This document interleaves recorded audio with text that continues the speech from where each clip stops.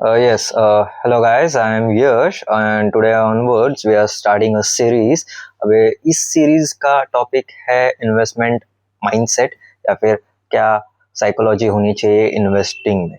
अभी क्या होता है जनरली इन रिटेल इन्वेस्टर्स में they have demat, they just started demat और वो कहाँ से तो रैंडम लोगों से पूछ लेते या फिर फ्रेंड से पूछ लेते या फिर न्यूज़ में देख लेते या फिर कहाँ पर से तो सुन लेते कि ये कंपनी अच्छा है, ये कंपनी आगे जाके बहुत अच्छा करेगा, ऐसे बस सुन लेते। बट उनको मालूम नहीं है कि एक्चुअल बेसिस में क्या करना होता है, आपका माइंडसेट कैसा होना चाहिए, what you have to think, how you analyse business models, financials देखना है, थोड़ा पीपीटी देखना है, कॉन कॉल्स वगैरह। अगर ये देखोगे तब जाके यू विल गेट अंडरस्टैंडिंग कि आखिर बिजनेस में हो रहा है क्या।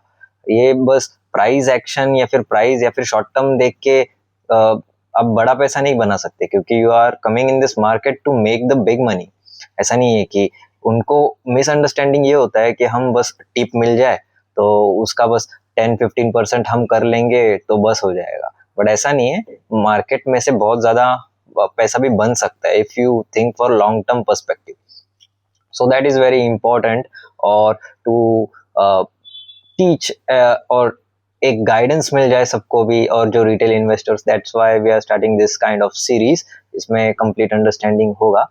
अभी if I talk about myself, मैंने 2014-15 ऑनवर्ड्स थोड़ा रिसर्च करना, बुक्स रीडिंग करना चालू किया था ताकि I get understanding about the market. But I think 17 or 18 onwards I started investing and started doing active investing in this industry. अभी क्या है, लाइक यू कैन सी कि मुझे 8 से 9 साल से ज़्यादा का एक्सपीरियंस है।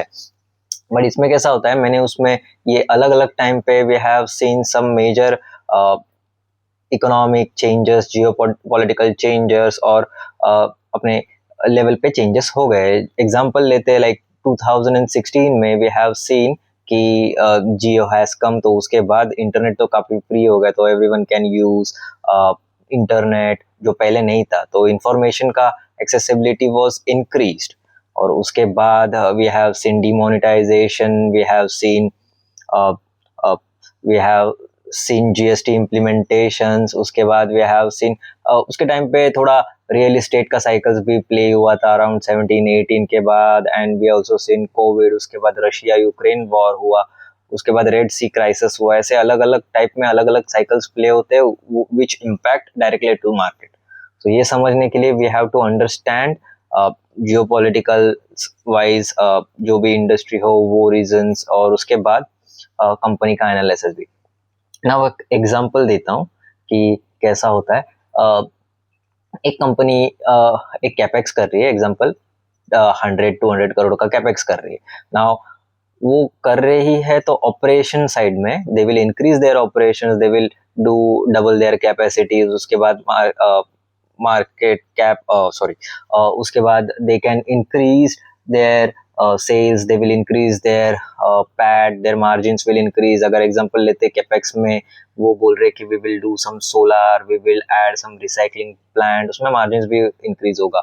हम नए वैल्यू एडेड प्रोडक्ट्स ऐड कर रहे हैं तो इसके मार्जिन्स भी इंक्रीज होगा। अभी वो कर रहे तो ऑपरेशनल साइड पे, बट ये मार्केट में भी you will start seeing some demand, क्योंकि investors always chase to good business और growing business. Growth is very important. अगर बिजनेस में ग्रोथ आने का चांसेस है तो वो बिजनेस और मार्केट कैपिटलाइजेशन, उसके शेयर प्राइस, इसमें भी सब ग्रोथ आना will start, because investor will start getting attracted to that company. So ऐसा होता है। तो ये सारा सीक्वेंस अगर आपको समझना है तो यू शुड डेली, और जैसे भी मुझे टाइम मिले I will upload the regarding company details, कोई एक्सप्लेनेशन हो और related things I will upload as soon as.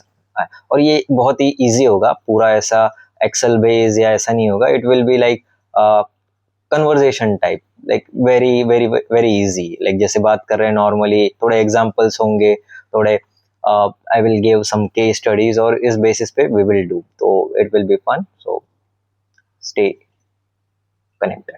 Thank you.